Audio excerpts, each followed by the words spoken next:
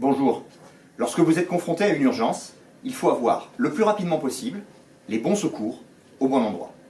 Et donc, il faut appeler rapidement les bons numéros. Il y a 6 numéros d'urgence, plus une petite particularité. Parmi ces 6 numéros d'urgence, il y en a qui vous semblent maintenant évidents. Le 15, les urgences santé. Lorsque vous êtes confronté à une urgence vitale, à un besoin de conseil médical, à éventuellement une permanence de soins, une demande de quel est le médecin de garde sur le secteur où vous vous trouvez, vous appelez le 15. Lorsque vous êtes confronté à un incident sur la voie publique, à un arbre renversé sur la route, à un incendie, à un accident avec des victimes sur l'espace public, à ce moment-là, vous allez appeler les sapeurs-pompiers. Le numéro, c'est le 18. Et puis, il y a un numéro d'urgence européen qui marche donc dans toute l'Europe, c'est le 112.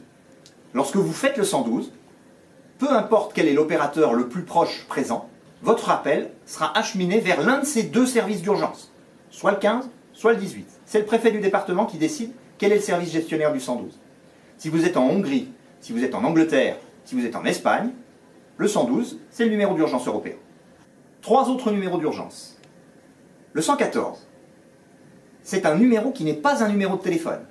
C'est un numéro accessible par SMS ou par fax. Et c'est bien entendu pour les personnes malentendantes, pour les personnes sourdes ou pour les personnes muettes. Ou alors, lorsque vous êtes dans une situation où vous ne pouvez pas parler à voix haute. Une situation d'attentat, une situation d'agression. Grâce à ce numéro, vous allez pouvoir communiquer avec des structures d'urgence par texto. Un deuxième numéro, le 115. Le 115, c'est un numéro à visée sociale. Vous êtes dans une situation d'urgence sociale, vous avez besoin d'un logement dans le plan grand froid, vous avez besoin d'un hébergement, vous avez une demande d'écoute, il faudra contacter le 115.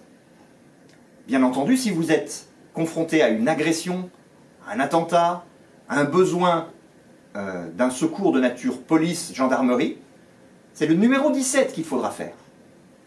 C'est le seul moyen pour que les forces de l'ordre puissent vous venir en aide. Pour que ces numéros puissent envoyer les bons moyens au bon endroit, il faut que votre message soit relativement simple. D'abord, qui vous êtes? Est-ce que vous êtes un témoin? Est-ce que vous êtes un proche? Est-ce que vous êtes un professionnel?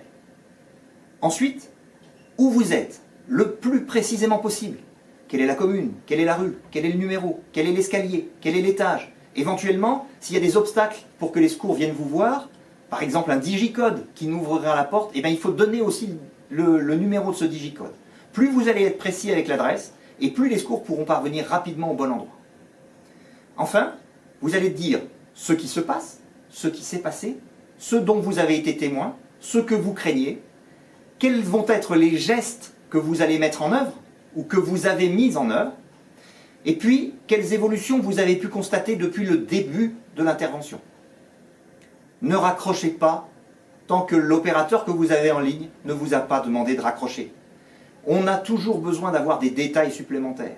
Et rassurez-vous, c'est pas parce que la conversation dure un petit peu longtemps que les moyens ne peuvent pas déjà être engagés.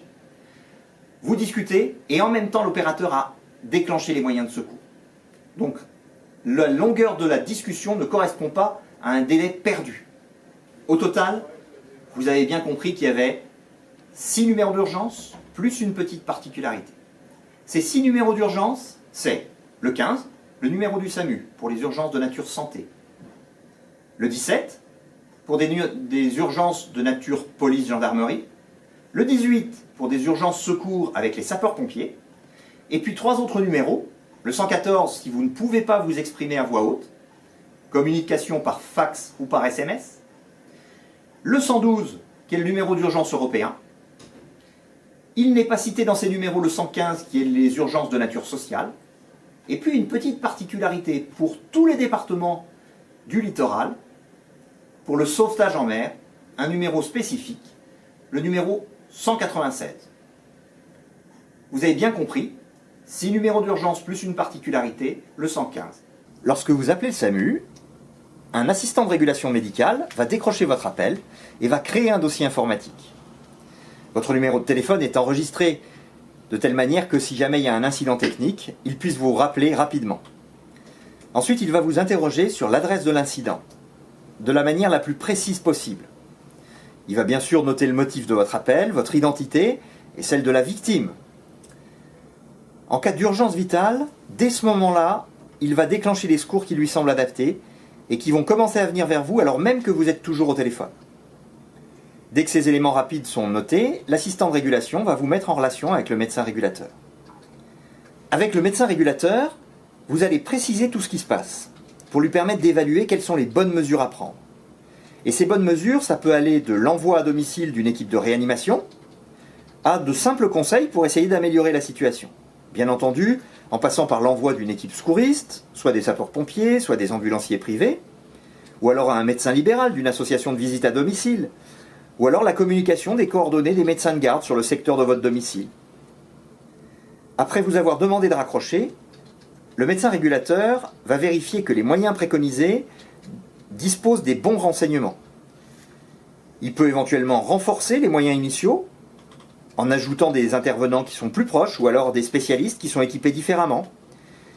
Il peut alerter un moyen héliporté s'il pense pouvoir accélérer les transferts après l'intervention ou alors demander l'action des forces de l'ordre si jamais il y en a besoin. Votre appel fait l'objet d'un dossier soigneusement rempli et tous les échanges téléphoniques qui sont associés à votre appel vont être enregistrés et conservés, au même titre que tous les dossiers médicaux.